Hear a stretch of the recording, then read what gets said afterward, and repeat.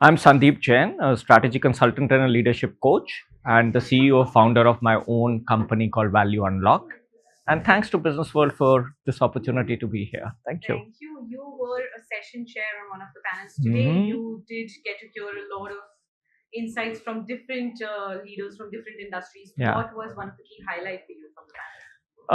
I think the key highlight, and this is something which every member kind of spoke about, is the fact that how the L&D strategy needs to be integrated with the organizational strategy. It cannot be created in a vacuum. And not only the creation of it, but also the creation of the journey per se.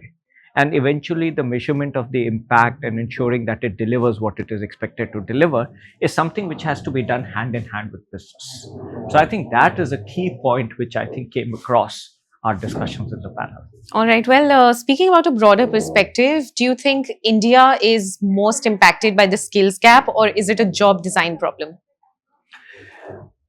I would say that it's both of them are related. I think skill gap comes from the fact that our curriculum is very good from an academic standpoint, but I think the industry and the university academia connect is rather limited.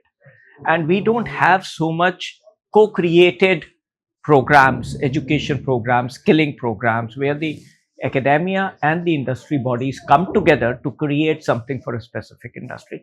Slowly, I think green shoots we are seeing in that space, but that to me is the opportunity really. Right. L&D, more than a support function, it's a business driver. Can you give us a proof point for that? So, see, the fact remains that businesses run on people. And people over a period of time need to upskill themselves. That's the only way they can continue to add value to business. We expect that as people grow in their roles, they automatically become capable to handle those roles. But that's not really true.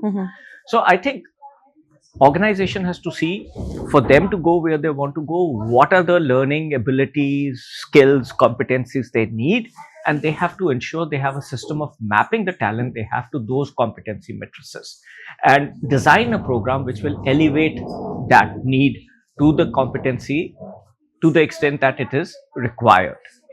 What is the biggest capability India Inc. will struggle with in the next 5 years? I think I see it more and more in India. There is lack of initiative for people to invest in themselves. Everybody is expecting that the organization will provide me a training program, my manager will suggest something and I will do that. And even when organization is paid, people don't reach out to say, this is what I want to learn.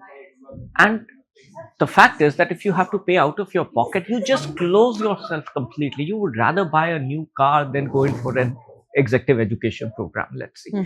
I think that is going to hurt us big time, that mentality of not investing in ourselves.